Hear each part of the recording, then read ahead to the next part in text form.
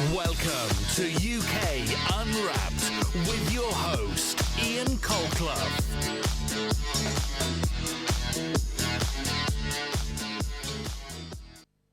Hello and welcome to UK Unwrapped, the show that scales the country to get you closer to our culture.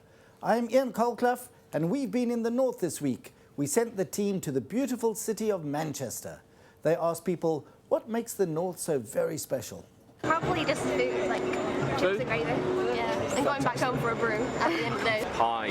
Definitely pie. Pie. Pie with lots of meat in it. Lots of meat, lots of gravy? Lots of meat, lots of gravy, preferably some kind of beer going on. Nightlife shops, but without the tourist stuff. It's God's country.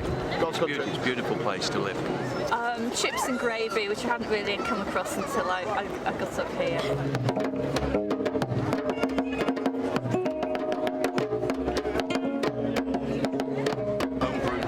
And sort of like traditional, you know, a bigger array of ales to choose from in sort of smaller pubs and things. Yeah. So it's definitely like an emphasis on local breweries. You know, I did my degree in Lancaster University. They were big on the whole, you know, supporting local breweries and all that sort of. Six Music Festival. Town Hall and Albert Square. Yeah, Hot Pot. Hot Pot. Yeah. Calm Island beers, Thornbridge Brewery, and things like that. Fish and chips, Yorkshire pudding. Now I see why the north is so good. The music and the food seem really important to the locals. I spent the majority of my life growing up in and around Manchester, and as a northerner, what everyone has said is completely true. The music and the food are just crucial for a northerner. The north boasts dishes such as chips and gravy, hot pot and pie with peas. Manchester and its surrounding areas have a large influence on the music world, with bands such as Oasis and the Stone Roses. The music scene in Manchester is really wild. From what I've tasted and heard, the food and the music coming out of the north is rivaled by none. This week, I met a young busker called Patrick Mackenzie in Manchester's very own Piccadilly Gardens. Patrick is from Harrogate in Yorkshire. He had a lot to say about life as a busker. Trudging slowly over wet sand, back to the pen. How long have you been doing it for? I've been doing it for about 2 years, maybe a little bit longer than that. Right. Where did you start off? Where was the original place? In Harrogate, which is in Yorkshire. It's quite an affluent kind of town, so it's really, really good for busking. Do you get many requests when you're doing it? Every now and then, yeah.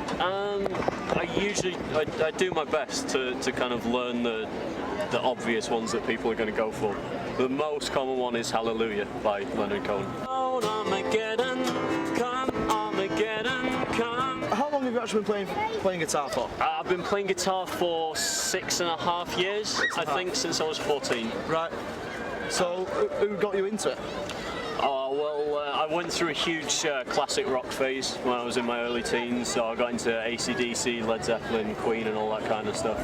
Cool. And so I started playing electric guitar. I got lessons with a guy who was one of the kind of nearly men of heavy metal. Yeah. He played guitar supporting the ex-singer of Iron Maiden when he went on tour. They forgot to close down. Who are your biggest influences as to getting into music in general?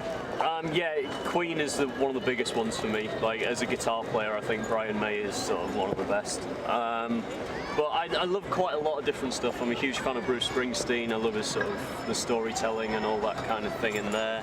I like some metal stuff, so Iron Maiden, Black Sabbath.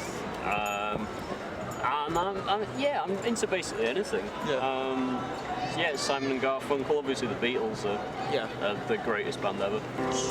Where your clothes were stolen. This is the sea.